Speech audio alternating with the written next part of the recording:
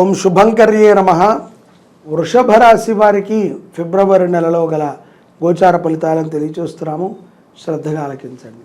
వృషభ రాశి జాతకులకి ఈ యొక్క నెలలో గ్రహ ప్రభావములు మిశ్రమ ఫలితాలను ఉన్నాయి. కుటుంబంలో ప్రతి ఒక్కరితో కూడా మీ యొక్క కలయిక ఏర్పడుతుంది. మీకు సంబంధించినటువంటి కుటుంబ సభ్యులందరినీ కూడా ఏదో ఒక సందర్భంగా వాణిజ్యపరంగానైనా ప్రత్యక్షంగానైనా పరోక్షంగానైనా వారి యొక్క మాటలు మీ ముందు జరగటం అనేటువంటిది గమనార్హం. అలాగే ఉద్యోగము చేసుకునేటువంటి ప్రతి ఒక్కరూ కూడా అంకిత భావంతో చేయండి. ఏదో నాటకముగా ఉద్యోగాన్ని చేయొద్దు. ఎందుకంటే ఉద్యోగాన్ని అంకిత భావంతో, ఇష్టముతో, ప్రేమతో కనుక మీరు చేసినట్లయితే తప్పకుండా ఉద్యోగంలో మీకు ఎదుగుదల ఉంటుంది. చాలామంది వృషభ రాశి జాతకులు ఉద్యోగం లేదు, వచ్చినా కూడా సంతృప్తికరమైనటువంటి జాబ్ కాదు, ఒత్తిడి ఉంది అని అనుకుంటున్నారు. ఒత్తిడి అనేటువంటిది మీరు తీసుకుంటే ఉంటుంది. దాన్ని ఇష్టంగా చేయటం మొదలుపెట్టండి. మీకు రాని పని అయితే కనుక ముందుగానే ఆ ఉద్యోగం నుంచి మీరు తప్పుకోండి. లేకపోతే రానున్న రోజుల యందు మీరు చేస్తాను అని చెప్పినటువంటి పనిని చేయలేక ఇబ్బంది పడాల్సి వస్తుంది. ఆ రోజున గతములో మీరు చేసినటువంటి తప్పిద ప్రభావం చేత ఏ ఉద్యోగము కూడా దొరకకుండా పోతుంది. కాబట్టి అంకిత భావంతో ఉద్యోగాన్ని చేసేటువంటి వారికి విజయం తప్పదు.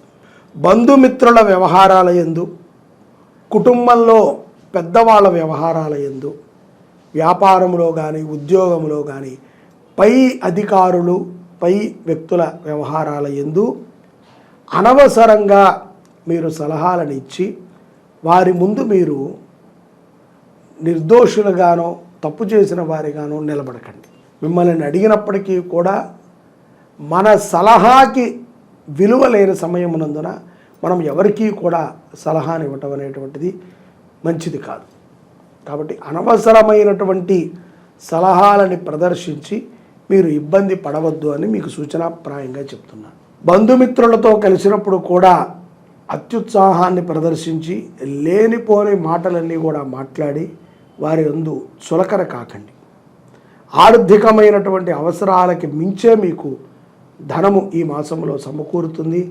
ధనానికైతే లోటు ఉండదు, కానీ అప్పు చేయాల్సిన సందర్భం కూడా వస్తుంది. ఎందుకండి ఇంత డబ్బు ఉండి కూడా అప్పు చేయాల్సి వస్తుందా అంటే తప్పనిసరిగా ఒక్కొక్కసారి మన దగ్గర 1000 రూపాయలు ఉన్నా కూడా పక్కన వాడి దగ్గర నుంచి మనం 10 రూపాయలు అప్పు తీసుకోవాల్సి వస్తుంది. తప్పదు. ఎందుకంటే ముందున్నటువంటి ఖర్చులు అలాంటివి. విద్యార్థులు కూడా చక్కటి విద్యాభ్యాసాన్ని చేస్తారు. మంచి విద్యాబుద్ధుల యందు రాణించగలిగినటువంటి చాతుర్యము విద్యార్థులకి ఉంటుంది. కొన్ని కార్యక్రమాల నిమిత్తము, కొన్ని వ్యవహారాల నిమిత్తము మీరు ఒక్కొక్క సందర్భమునందున సడన్గా ఇంటిని వదిలి వెళ్ళాల్సి వస్తుంది. అటువంటి సందర్భముల యందు హనుమాన్ చాలీసాని పఠన చేయండి. ప్రయాణ విషయాల యందు చాలా జాగ్రత్తగా ఉండాలి వృషభ రాశి జాతకులు ఈ ఫిబ్రవరి మాసంలో. అలాగే రాజకీయ రంగంలో ఉన్నటువంటి వారికి ప్రజాదరణ పెరిగేటువంటి సందర్భాలు కూడా గోచరిస్తున్నాయి. ఇక్కడ వీళ్ళు స్వతంత్రంగా కొన్ని నిర్ణయాలను కూడా తీసుకోవాల్సి వస్తుంది. ఇది మీకు ప్రజాదరణకి ఉపయుక్తమవుతుంది. అలాగే మీ మీద పెట్టుకున్నటువంటి నమ్మకము కూడా వెయ్యింతలు అయ్యేటువంటి అవకాశం ఉంటుంది. సనాతన ధర్మాన్ని కాపాడటము అంటే ఏదో మనం ప్రవచనాలు చెప్పటము, ఏదో మనము గుడికి వెళ్ళినప్పుడు న్యాయంగా మాట్లాడటము, ఇతరుల గురించి హేళనగా మాట్లాడితే సనాతన ధర్మరక్షణ కాదు.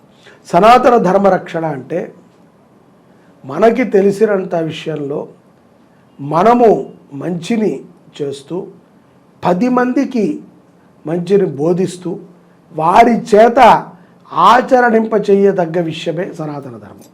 బలవంతంగా మనం ఎవరి చేత కూడా ఏదీ చేయించలేము. గుర్రాన్ని చెరువు దాకా తీసుకువెళ్తాం కానీ బలవంతంగా నీళ్లు తాగించలేం. కాకపోతే మన ధర్మము చాలా గొప్పది. మన యొక్క సనాతన ధర్మము ఎవరో 1000 మందో 1,00,000 మందో 1,00,00,000 మందో మన మీద యుద్ధానికి వచ్చినంత మాత్రాన ఇది ఏమీ పడదు.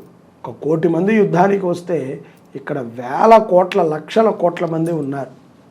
దానికి ఉదాహరణే మనం ఇప్పుడు జరుగుతున్నటువంటి కుంభమేళా దృశ్యాలు.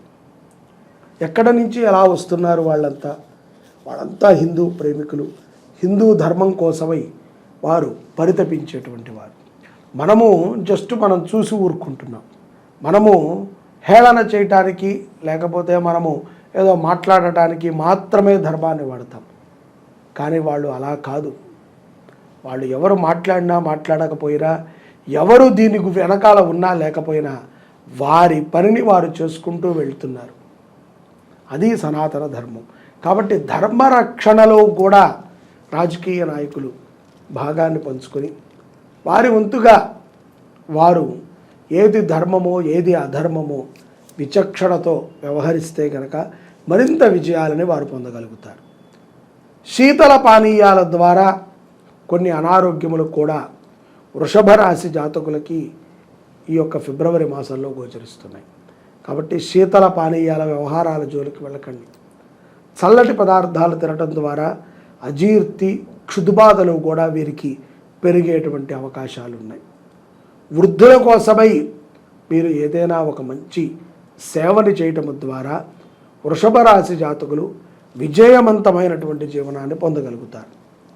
వ్యాపారవేత్తలు కొత్త ఒప్పందాలతో కూడుకున్నటువంటి కొన్ని వ్యాపారాలని చాలా సులభంగా పూర్తి చేయగలుగుతారు. నిత్యము కూడా వృషభ రాశి జాతకులు ఇష్టదైవాన్ని ఇంట్లో పూజించటము, ఇష్టదైవ అష్టోత్తరాన్ని పఠన చేయటము చాలా మంచిది. పౌర్ణమి తర్వాత కుటుంబ సభ్యులతో కలిసి చాలా సంతోషంగా గడుపుతారు వృషభ రాశి జాతకులు. స్నేహితులు పిల్లలతో కలిసి ఆహ్లాదకరమైనటువంటి ప్రదేశాలను సందర్శించేటువంటి అవకాశం కూడా వృషభ రాశి జాతకులకు ఉంది.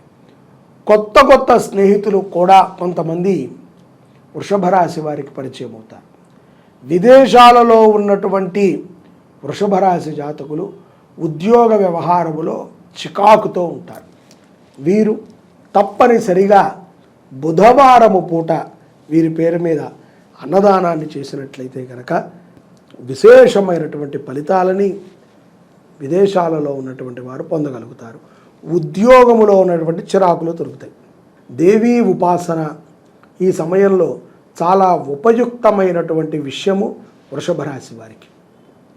ఈ యొక్క శ్యామలా నవరాత్రులు ప్రారంభ కాలంలో మనం ఉన్నాము కాబట్టి తప్పనిసరిగా రాజశ్యామల మహాయజ్ఞంలో ప్రతి ఒక్కరూ పాల్గొనండి. దశమి రోజున మన శుభంకరీ దేవాలయంలో రాజశ్యామల మహాయజ్ఞం జరుగుతుంది. అలాగే ఈ యొక్క 10 రోజులు కూడా రాజశ్యామల అమ్మవారికి అభిషేకము, అర్చన, ఆరాధనాది కార్యక్రమాలు మన శుభంకరీ దేవాలయంలో జరుగుతున్నాయి. వాటిల్లో మీ యొక్క గోత్రనామాలు నమోదు చేసుకుంటే తప్పనిసరిగా వృషభ రాశి జాతకులు మంచి ఫలితాలను పొందగలుగుతారు. ఎందుకంటే శ్యామల అమ్మవారు విద్యా విషయాల యందు చైతన్యాన్ని ఇస్తుంది. అలాగే మనకి తెలియనటువంటి అంతర్గత శత్రువులని నాశనము చేయటానికి రాజశ్యామల యజ్ఞము ఎంతగానో ఉపయుక్తమవుతుంది.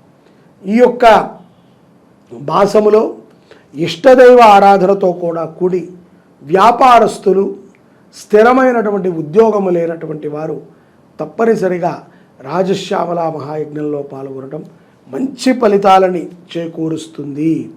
వృషభ రాశి జాతకులకి అనటంలో ఎటువంటి అతిశయుక్తి కూడా లేదు. సంఘములో పలుకుబడి పెరుగుతుంది. అలాగే భూ వ్యవహారాల యందు సత్యమైనటువంటి ఫలితాలని మీరు పొందగలుగుతారు.